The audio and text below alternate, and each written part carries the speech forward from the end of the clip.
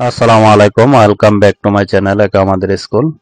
আজকে আপনাদের সাথে আলোচনা করব অর্ধবার্ষিক পরীক্ষার নমুনা প্রশ্ন 2025 শ্রেণী দশম, বিষয় বাংলা প্রথম পত্র প্রশ্ন নিয়ে। যারা দশম শ্রেণীর ছাত্রছাত্রী আছেন এবং যারা দশম শ্রেণীর ছাত্রছাত্রীদের টিচার অথবা কোচিং টিচার আছেন তাদের জন্য এই প্রশ্নটি খুবই ইম্পর্টেন্ট এবং গুরুত্বপূর্ণ। কারণ এই প্রশ্নটি যদি ভালোভাবে প্র্যাকটিস করানো হয় তাহলে কিন্তু তারা অর্ধবার্ষিক পরীক্ষায় কিন্তু তারা সহজে প্রশ্নগুলো আনসার করতে পারবে। আর এই প্রশ্নটি দেখলে বুঝতে পারবেন যে আসলে প্রশ্নটির মানবন্টন কেমন এবং কি কি ধরনের প্রশ্নগুলো আসতে পারে এবং কি কি ধরনের প্রশ্ন আসবে এই প্রশ্নটি সম্পর্কে কিন্তু ধারণা হবে। যারা অর্ধবার্ষিক পরীক্ষা দিবেন তাদের জন্য এবং যারা কোচিং টিচার আছেন তারা কিন্তু এই প্রশ্নটির মাধ্যমে আপনারা অর্ধবার্ষিক পরীক্ষার যে প্রিপারেশনটি সেটি কিন্তু এই প্রশ্নটির মাধ্যমে নেওয়াতে পারবেন। আর যারা সরাসরি পরীক্ষা নিতে চান তারাও কিন্তু এই প্রশ্নটির মাধ্যমে পরীক্ষা নিতে পারবেন। যারা নিতে চান যারা পরীক্ষা অথবা যারা পিডিএফ ফাইলগুলো অথবা এমএস ওয়ার্ড ফাইলগুলো নিতে চান তারা অবশ্যই কমেন্টে যোগাযোগ করবেন। আমি হোয়াটসঅ্যাপ নাম্বার দিয়ে দেবো, সেখানে যোগাযোগের মাধ্যমে কিন্তু এই প্রশ্নগুলো পিডিএফ অথবা এমএস ওয়ার্ড ফাইলগুলো নিতে পারবেন।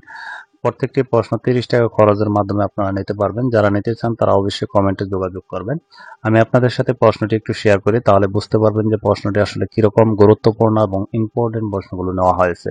এই প্রশ্নটির মাধ্যমে কিন্তু অর্ধবার্ষিক পরীক্ষার যে প্রস্তুতিটি এই প্রশ্নটির মাধ্যমে কিন্তু নিতে পারবেন।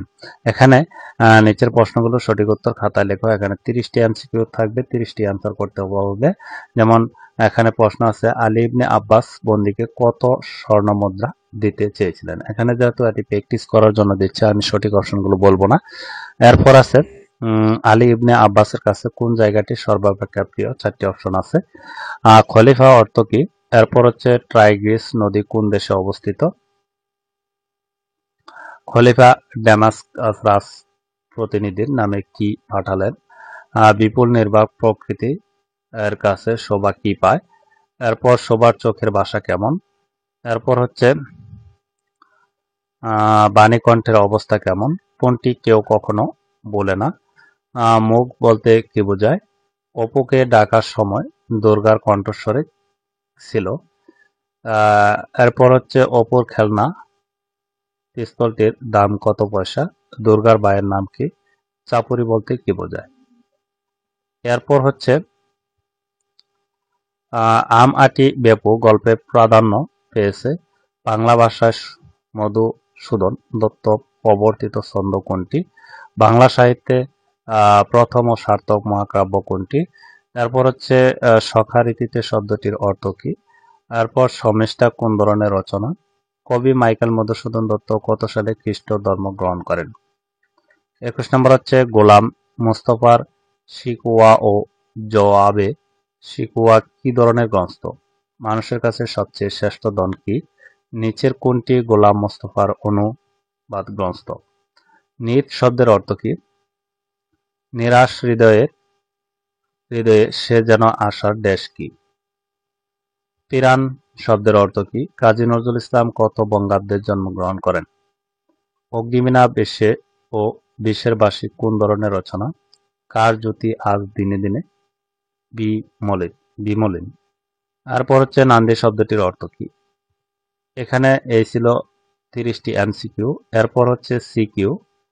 সিকিউ হচ্ছে, এখানে আমি সবগুলো বলবো না কারণ বলতে গেলে ভিডিও একটু লং হয়ে যাবে। আমি আপনাদেরকে একটু দেখাই সিকিউর প্রশ্নগুলো। এটা হচ্ছে 1 নম্বর প্রশ্ন। তারপর যে আসমান পানে বৃদ্ধি কহিল বাপ। প্রশ্নগুলো দেখলে বুঝতে পারবেন যে আসলে কোন কোন প্রশ্নগুলো নেওয়া হয়েছে। আসলে সবগুলো বলার দরকার নেই। আলী ইবনে আব্বাস কোন খলিফার প্রিয় পাত্র ছিলেন? এগুলো স্ক্রিনশট দিয়ে রাখতে পারেন। আর যারা পিডিএফ নিতে চান তারা 30 টাকা খরচের মাধ্যমে কিন্তু এই প্রশ্নগুলো পিডিএফ নিতে পারবেন।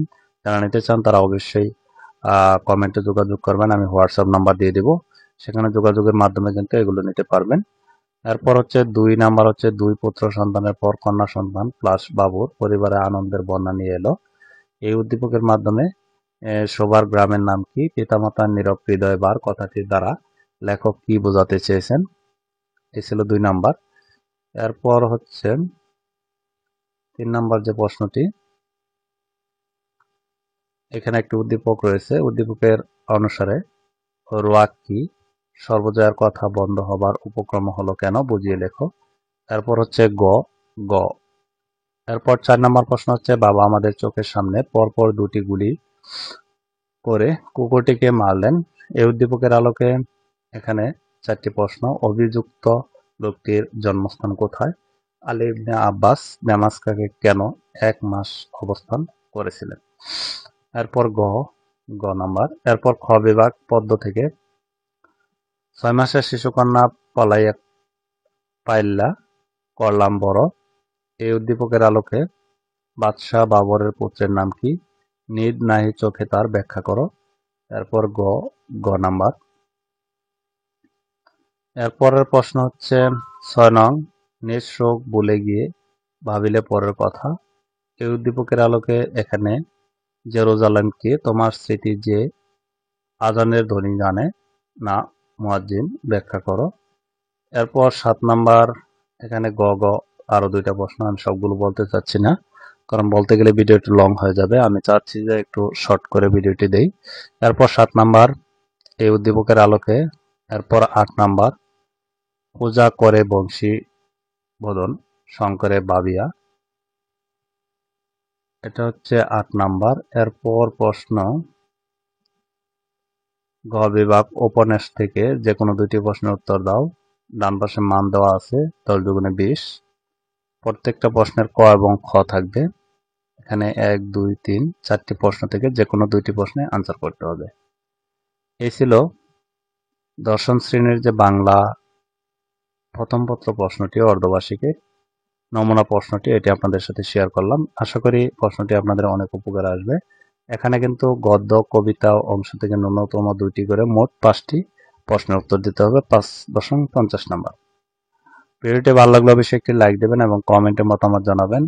আর দশম শ্রেণীর অন্যান্য বিষয়ের যে ভিডিওগুলো, সেই ভিডিওগুলো এই ভিডিওর আই বাটন অথবা প্লে লিস্টে গিয়ে আপনারা কিন্তু পেয়ে যাবেন, এবং আপনাদের যারা পরিচিত আছে তাদেরকে এই ভিডিওগুলো শেয়ার করবেন, যাতে তারাও এই ভিডিওগুলো দেখে উপকৃত হয়। আজকের মতো ভিডিওটি এ পর্যন্তই। ভালো থাকবেন, সুস্থ থাকবেন। আল্লাহ হাফেজ।